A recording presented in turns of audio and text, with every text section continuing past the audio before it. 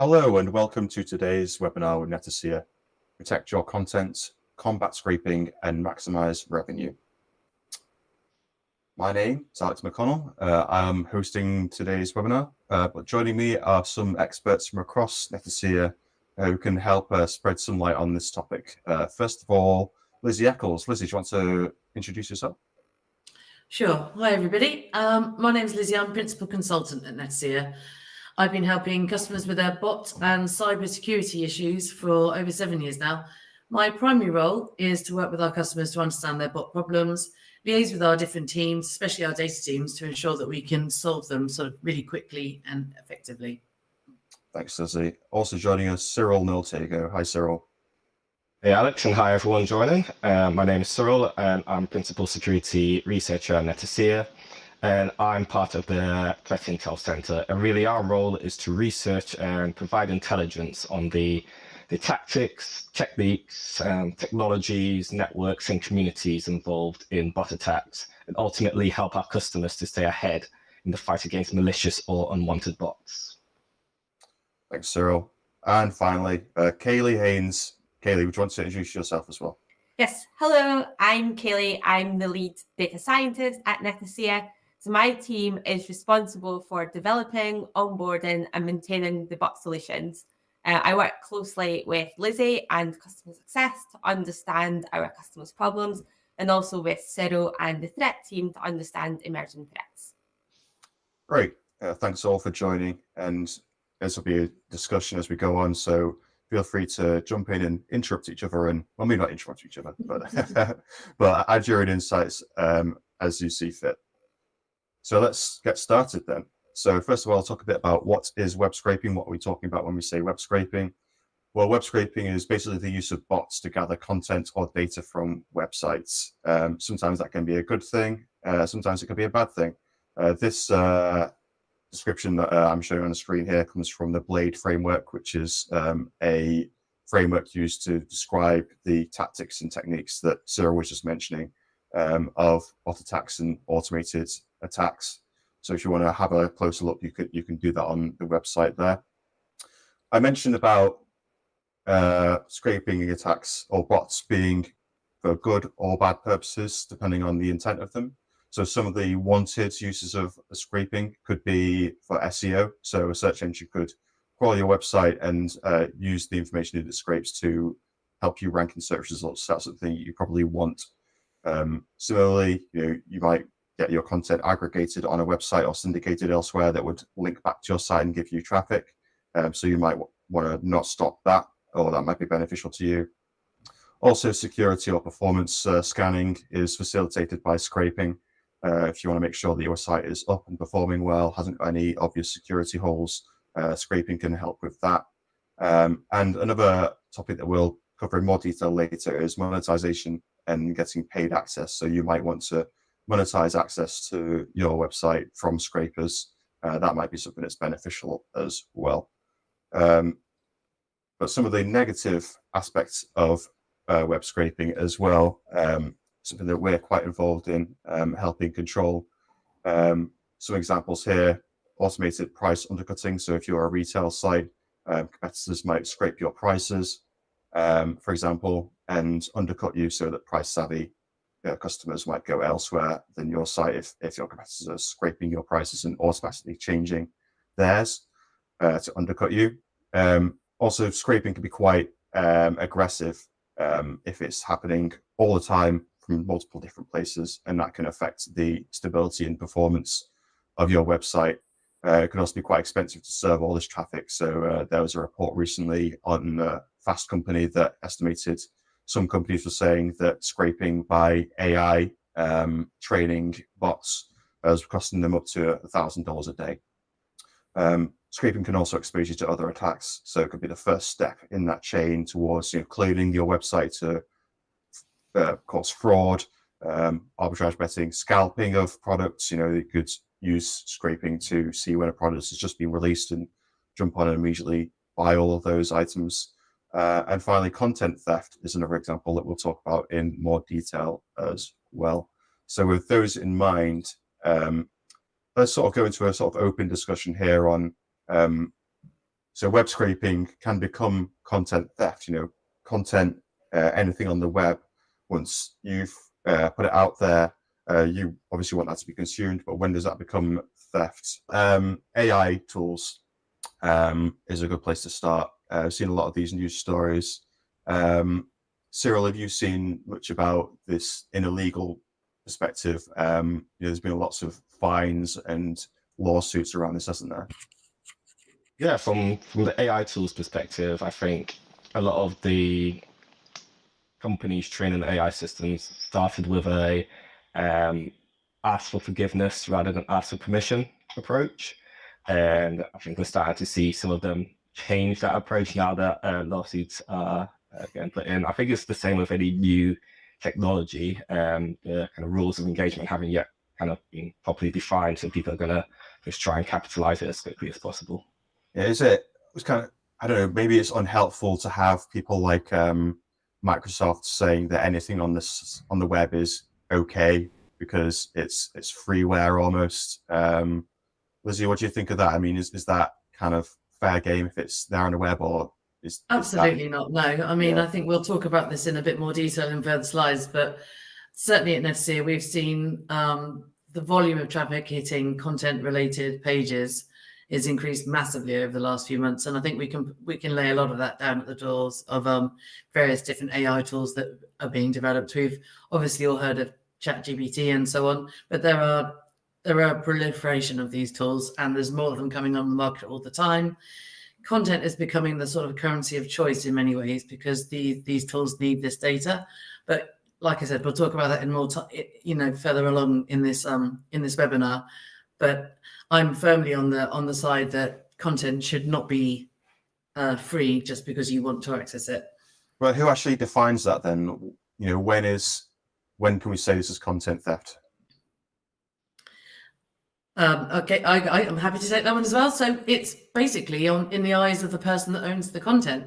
So if your business model is such that you want lots of people to access your data and you want it to be proliferated, far and wide, then that's fine, and you can keep your gates entirely open. But if you have spent time and energy and money and resources into producing this content and you want it to be used for a particular purpose in a particular way, then it's absolutely your right to choose that it shouldn't just be accessible to everybody, and it shouldn't just be available to train models and then be repurposed and regurgitated in ways that you may not have intended in the first place. Yeah, absolutely. I mean, do you want to talk a little bit? Actually, go on, Cyril. I was going to say, I completely agree with that, but I'll take one further and say that as the content owner, it's up to you to define that acceptable use and enforce that, because if you're not enforcing it, the internet's not going to enforce it for you. Yeah, exactly. And I think that takes us on to our next point quite nicely. So talking about getting control over your content and taking responsibility over that. Lizzie, do you want to talk to us a little bit about when people should be thinking about this? Sure. Okay. Well, if you take one thing away from what I'm about to discuss, the main point that I want to make is that you should be trying to block what you would consider to be theft immediately. So as soon as an artifact or a piece of data of any sort has been published, as soon as someone's accessed that once, then the ownership of that, well, not the ownership as such, but the control of that piece of data has been taken out of your hands, and you no longer have the ability to determine how it will be used. So historically, various different companies have used gating, paywalls, and so on, and they will act as a deterrent to lots of people, but they won't necessarily act as a deterrent to bots, because only a single subscription is needed. That then opens the gates. Access to all your content can then be swiftly kind of given, and then the information is disseminated. And when we're talking about data, it's not just things like we've got here Reddit and The Guardian and so on, and but it's any kind of data. So it could be articles or blog posts, even images, videos, even in content on webinars and so on. There'll be video, and there'll usually be a data transcript as well. So intellectual property of any sort really is what we would consider to be content theft in this. context. So you need to be able to quickly and accurately identify and mitigate, if that's the choice you want to make, against this sort of behavior.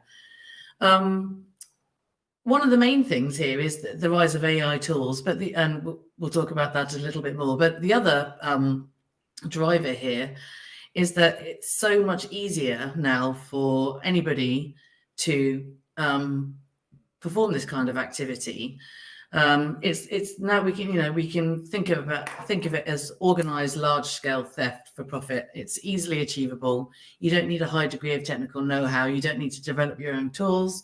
That you can easily find this kind of tooling available on the internet for anybody to access and use.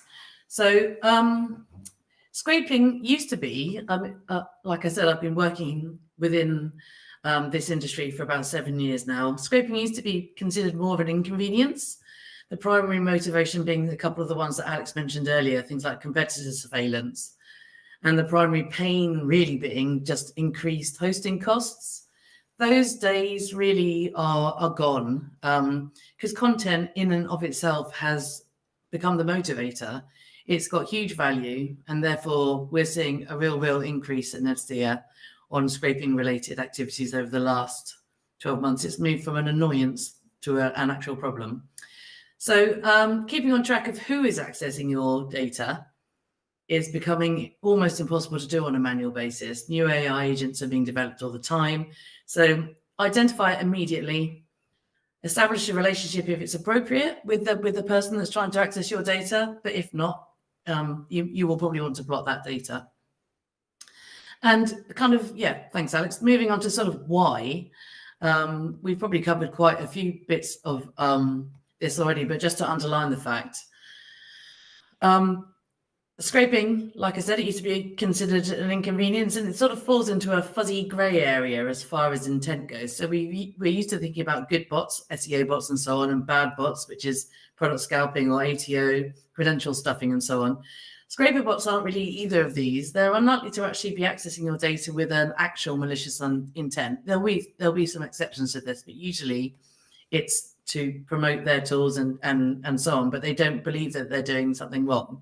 But it is intellectual property at the moment, fundamentally. So primary reason is to protect your investments. Any kind of human-created content costs money and time to create, and creators should be paid for their work, just like they should in every other aspect in industry. It is intellectual property at the end of the day. And then I think Cyril talked a little bit about the concept of unfair and fair usage versus theft. So fair usage would be it's consumption for free, like you can on any newspaper, for example, that doesn't have a paywall, but there'll be an underlying business model that business has chosen to provide content for free, which it could be something to do with advertising, whatever it might be, it's funding their business. Unfair usage would be, in this example, is huge consumption of all articles at all time, no click-through with adverts, no kind of give and take situation going on there. And theft sort of falls into that, which is if that content is then being reused without permission, then we're starting to think about theft versus unfair usage. And then it's time, really. So there is a way that you can mitigate this manually, but it takes an awful lot of time. So what you would have to be doing is relying on robots.txt or similar sort of situations and editing it manually. But like I said earlier, the proliferation of these tools means it's almost impossible to monitor and keep on top of these lists. Plus, it sort of relies on an honor-based system, which is it's an indicator that this is our preference rather than an absolute law that you must not access it. So a more robust enforceable system is often needed, especially if the intent is malicious. Alex, I think we've got a little bit more info on robots.txt on a slightly separate slide. Yeah, I mean, this is something that we talk about when we're talking about how you control, how the bots access your site or what they're doing. Cyril, do you have any insight on the background behind the robots.txt file and why that might not be the best way to control this kind of bot attack? Yeah, sure. So, I mean, robots.txt really, in the early days of the internet, this was a way of saying, to crawlers, do not access this part of my site.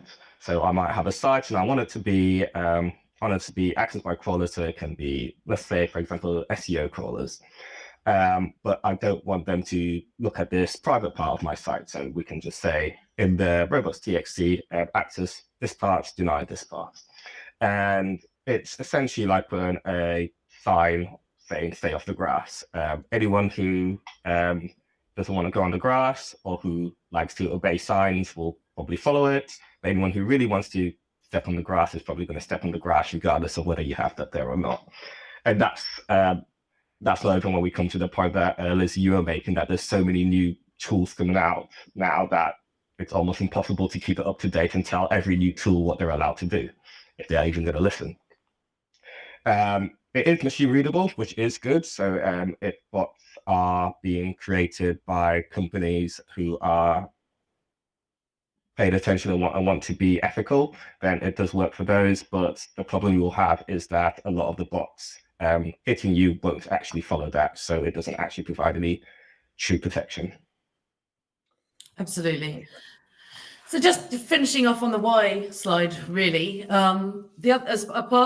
apart from protecting investments and protecting time and energy and so on, you also want to maximize your revenue. So like I said, original content has a value and should be reflected, but also some of these scraper bots they might actually help you. You can discover who actually wants your content, and it might not be the audience that you think it is. So you should be able to monetize that. And use their interest in your data in order to form a relationship and identify exactly who those people are. So content theft and the acquisition of data in these ways isn't about to slow down anytime soon. Understanding how to work with these organizations with an actual legitimate interest in accessing it and using it, and stopping those in involved in theft really needs to be a primary concern for all businesses. It's going up and up and up, this activity. I think experts have predicted that by 2026, up to 90% of online content is going to be synthetically generated. That's a slightly scary thought in and of itself. But I think that's fascinating, isn't it? I mean, when you talk about AI sort of eating itself, I mean, really, like from a data science kind of perspective, I imagine you need actual, data that's human generated or legitimate, and for these for AI not to kind of eat itself and become nonsensical, really, don't you? It's a really interesting point that we are starting to rely more and more on these tools, because I guess many of us are using things like ChatGPT now, but then that's relying on human content. But if it's starting to, the amount of human content that's now available is starting to decrease as more AI content that's starting to create this sort of, it's just wheel of AI creating AI content and back AI content. It's going to be a very strange place. I don't know how that's going to pan out. It's going to be very weird. Yeah. And the other point I wanted to raise was about commercializing access to content. So it reminds me of when the internet was first sort of booming, and went from this model of newspaper sales to newspapers going online, and then how do they monetize that? You bring up the paywalls. Maybe this is the next sort of phase of online media, is selling access to these AI models for these newspapers and media companies to make more revenue. Yeah, and it will probably become a differentiator with the different AI tools and AI models. If one becomes the one with a reputation for actually genuinely excellent data or produces good results and so on, then that's going to be a differentiator in their models. So we are in a period of change here, and controlling access to the key, which is the data, is increasingly important. Yeah, with that in mind, let's sort of move on to the next section, which is you touched on it before, Lizzie. The tools that are available for this to take place is just growing and growing. But Cyril, you're the expert. Can you tell us a little bit more about that? Yeah, so I mean, there's kind of three things I want to touch on here. And the first is that the threat landscape, so the adversaries who, as a content owner, might be trying to take your content, that's widened. Typically, before that, we would see, you'll have your specific class as an adversary, you'll generally look at them in terms of capability and motivation. So maybe someone is got low capability, but they're highly motivated. What we're finding now, especially when you're looking at these big tech companies which are trading AI tools, is that A, they're highly motivated, and B, they're highly capable, which obviously creates a problem for content owners. But that doesn't mean that the other players have disappeared. So it's not being replaced by highly motivated, highly capable adversaries, but now it's just a wider threat landscape. And as such, you need to make sure that you have defenses in place according to your own threat profile to deal with the adversaries that might be targeting you. But even for the lower capability adversaries who might be highly motivated, it's now easier for them to actually develop these bots because there's so many development frameworks that are out there that really need little to no technical ability. And I'm thinking of things like low or low code frameworks. And increasingly, we're even seeing GenAI tools that can help you to build, like, I don't think there's any tools at the moment which can build a whole very advanced scraper for you out of the box, but they can definitely help you and provide parts of that. And so not only have we got these highly motivated, highly capable adversaries, but now we've got the highly motivated, less capable adversaries becoming more capable. And then to help them even more, and there's these bypasses for the common bot defenses. And, in cybersecurity, it's always going to be, give and take in terms of attackers are going to innovate, defenders are going to innovate. But one thing we're seeing a lot of is that bot defense bypasses are just becoming very, very commonplace. And when I talk about bypasses here, I'm talking in the general sense, so everything from libraries that spoof TLS fingerprints to browsers, so browser frameworks which use things like the Chrome DevTools protocol to bypass, and also even third-party solver services or APIs where you can get them to solve for you. So again, this is just making it much, much easier for everyone throughout the threat landscape to perform these attacks. I think this is interesting as well that each of those individuals are probably on some of them that are maybe just getting into scraping for the first time. They might not be thinking that they're doing anything wrong because they're only maybe scraping a small part of the website. But when you start to bring lots of those people together, that becomes a real nuisance to the people that own the website, because all of a sudden the amount of humans is really diluted to who they're actually providing that content for against all the other scrapers that are on their site. Exactly. It's almost like on my own, I think, oh, this isn't that bad. I'm just doing this because it's easy to do, but everyone else is thinking the exact same thing. And then your site visitors goes from 80% humans to 80% robots overnight. And I guess another example in terms of this barrier to entry being lowered is emergence of scraping as a service. And these are really providers which used to provide some part of the scraping kind of journey. So in the screenshots we've got here, these are proxy providers who are now offering full-scale scraping as a service. You provide the website, we will scrape the data and pass that to you. And it's, there's the phrase data is the new oil or data is the new gold. Let's make that content. And for this webinar, content is the new oil, or content is the new gold. And there's also the saying that in a gold rush, the people who make the money first are the people who sell the shovels or the tools for that. And I think that's kind of why we're seeing this scraping as a service become much more popular. People are seeing that, yes, we have the infrastructure and the capability to do this, so let us sell that to get all these other people who really want to scrape and may not have the capability themselves. So kind of with this wider landscape and these more capable, still highly motivated adversaries, how do we actually protect our content? And we talked about robots of text first and how that isn't a good solution in and of itself. But what about something like legal precedent? So at the moment, can we rely on legal precedent to protect our content? And unfortunately, the answer here is that legal precedent is unclear. There's been a few recent cases which seem to suggest that scraping is legal in some cases and maybe illegal in other cases. One example here is LinkedIn versus HiQ. This was a 6-year legal battle. So I guess the first point there is don't rely on this to solve your scraping problem overnight, because it'll take a few years. But in this case, it ultimately ended with HiQ agreeing to a permanent injunction to stop scraping. And the reason why that agreement came to pass was that the court granted a summary judgment because HiQ had hired contractors to create fake LinkedIn accounts for scraping. So they're collecting data whilst they were logged in.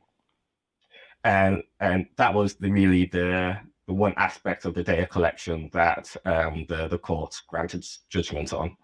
Even that took 6 years, so that does rather alarm you being a company with the time, resources, and so on to engage in a 6-year legal battle, which probably most people don't. I mean, so you say that. So another company with the time and resources to embark on a long legal battle, Meta, so they actually dropped their lawsuit against Bright Data. Again, this was a similar kind of case in terms of scraping data. In this case, the key difference between this and the LinkedIn case was that the judge found no evidence of Bright Data scraping information that was only available when logged in, and ultimately found that Bright Data did not breach terms and conditions by web scraping whilst logged out. So I guess one thing that may come out of this is content owners are going to tighten their terms and conditions. But again, we do not yet have legal precedent to show whether that will be effective in stopping it. So really, we need to be a bit more proactive. How can we stop scraping without spending 6 years or so in the court? And millions of pounds. So what about your traditional bot defenses? Are these enough to protect content? And there's kind of 2 things I'll look at here. The first is kind of your challenge response defenses. And I think these negatively impact user experience. By challenge response defenses, I'm talking about things like capture, that I do not need to explain to anyone. Listen to this, why capture negatively impacts your user experience, but also kind of newer techniques such as proof of work techniques. So with proof of work, the idea behind this is that when a visitor visits a site, they are given a small challenge which takes some compute to do. And the idea behind this is that this will make it prohibitive for bot users who are doing hundreds of thousands of requests whilst being reasonable for normal users. The problem is, though, however, that compute is reasonably cheap for bot developers, bot users to get. And bots are also very good at offloading these tasks from the browser to some dedicated compute, which can scale up and do these challenges. So the question then becomes, how do you make something that's prohibitive enough to matter for the bot users without affecting the real users? And that's not really being solved, causing impacts to your user experience. And then the other is your client-side defenses, because these are, by virtue of being client-side, are accessible to the attackers and are often analyzed, reversed, and then bypassed. There's a thriving reverse engineering scene where individuals are spending days, weeks, months, even years trying to reverse these client-side defenses, because these are ultimately getting in the way of them achieving their goals. I think when we think about bot attack, you always have to remember, and this is why we like to think about these capabilities and motivations. Behind the bot attack, there's an individual, and if they're highly motivated and highly capable, they are going to keep trying until they get past it. So that means your client-side defense stops being about how good the actual bot protection is and how good they can obfuscate their code or make it hard for people to reverse engineer. Whereas if you're focusing on server-side detection, then you don't need to worry about that obfuscation, and all the effort is on how good your bot protection can be. Amazing. So we talked a little bit here about, or quite a lot about, the attacker side of it, and their motivations and techniques and things like that. But Kaylee, do you want to talk us a little bit about, on our side of things, on the defensive side, how we can actually see what is happening on the server and detect these bots and actually help control both good and bad bots in this instance? Yeah, absolutely. Thanks, Alex. So at a core bot detection solution classifies website requests as legitimate or threat. So this can be for sort of any threat on the website. There could be volumetric attacks for ATO, fake account creation, but also scraping. So how we do this is we collect a common data set from the website that we're protecting. We keep this data set quite small. We're just basically looking at who is it, what the time of the request is, and what is the request, what path are they hitting. We then go and we enrich this data set with further data points. This includes both internal and external reputation feeds and some Netacea intelligence.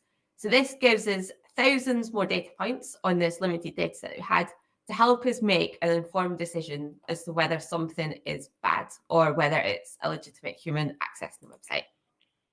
So the way that we decide this, whether it's legit or not, is twofold.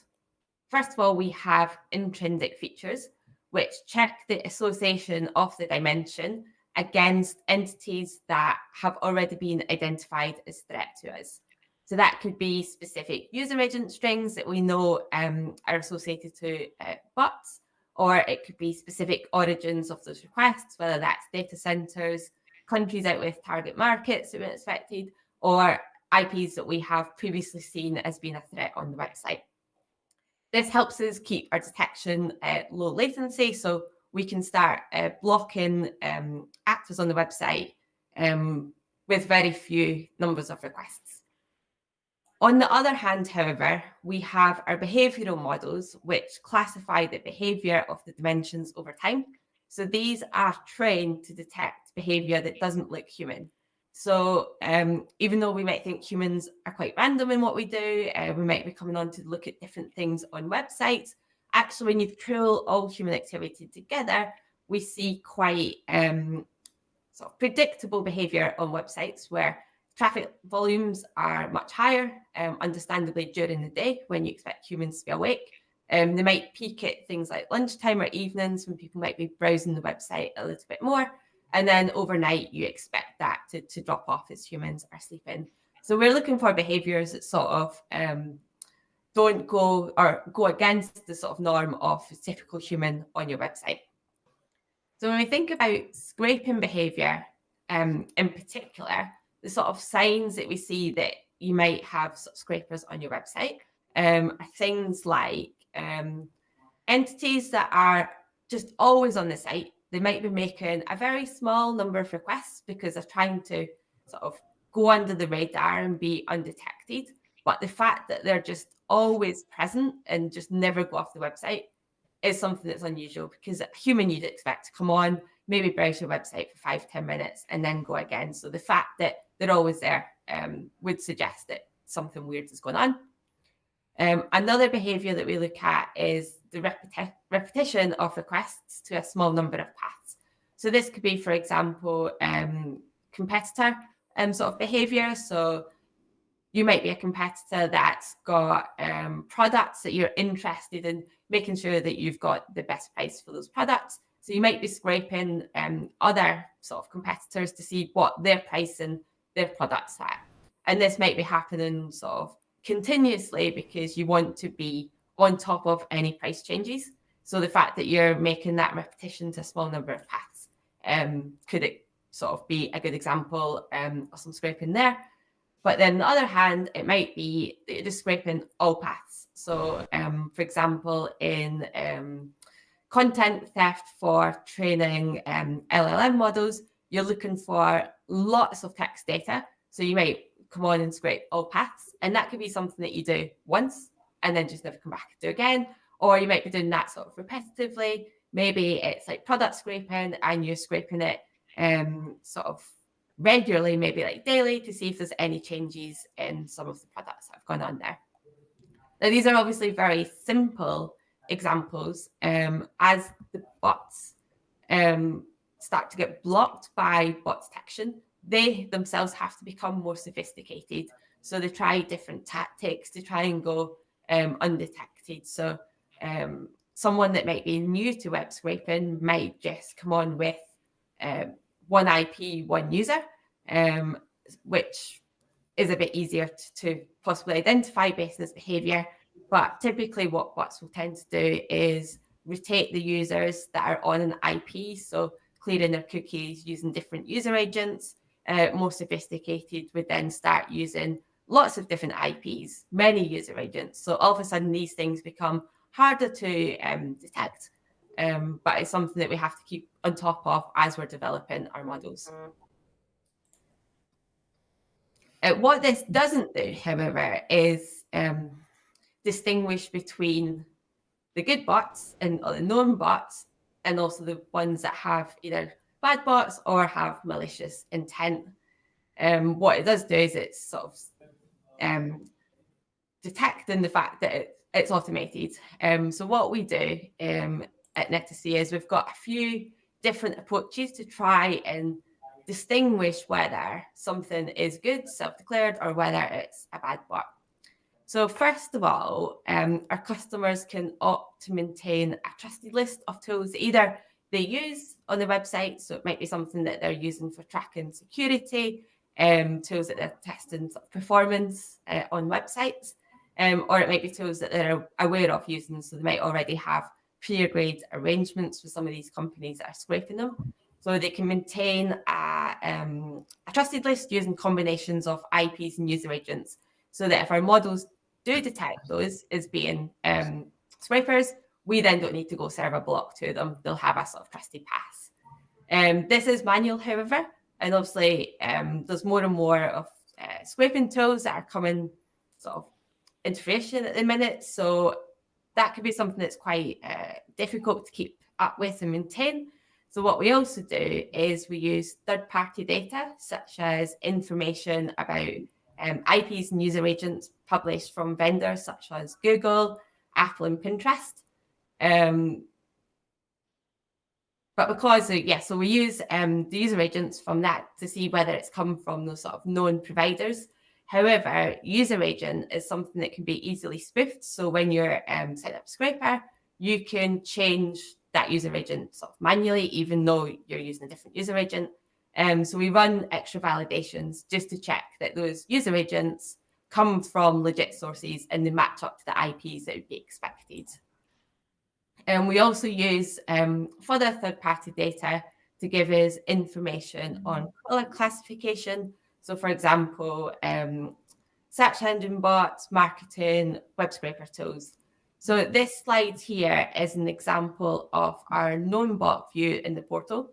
And what this does is it gives a breakdown of the different tools that we are seeing on your website. So on the left-hand side is a very high-level summary of the bot vendor name, along with the number of IPs and the number of user agents used with that bot, and also the number of requests. And then what's interesting is the plot on the right-hand side, which is a time series of what these bots are doing on your website. Because what we find is interesting that even though something might come from a known provider, they might not be doing activity that you're expecting to happen on your website.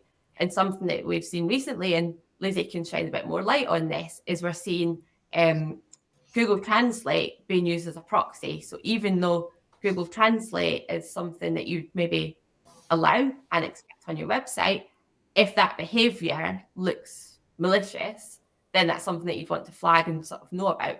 I don't know if Lizzie, if you've got anything to add. Yeah, I mean, and just to be clear, we're not singling out Google Translate as being in any way bad. It's just one example of many, really, of business logic that has been designed for a purpose being misused. So basically bots have figured out that they can use Google Translate as a bit of a proxy, send their traffic through that. It will then appear with a legitimate Google user agent with legitimate Google IPs rather than the original source IPs.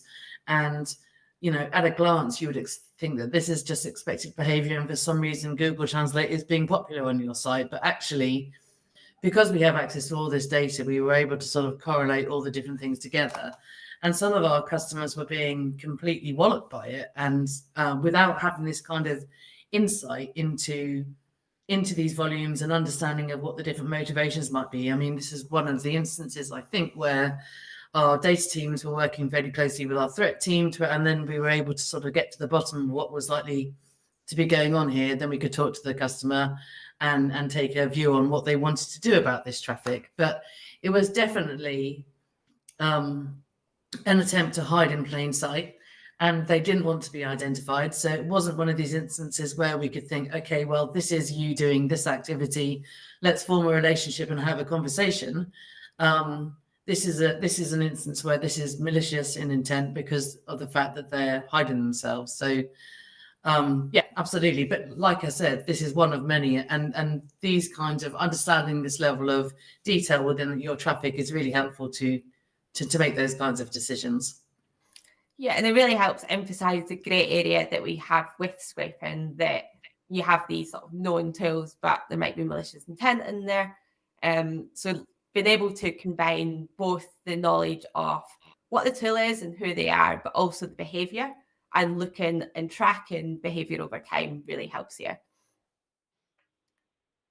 So yeah, so having this known bot view on the portal then helps us work with our customers to then decide what action they would want to take on this behavior, whether they want to serve a block to it or maybe look for opportunities for monetizing and working in partnership with some of these bots that are scraping their website.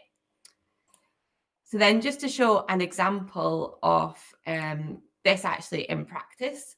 So we recently worked with a national media website, and we looked to classify the bots on their website.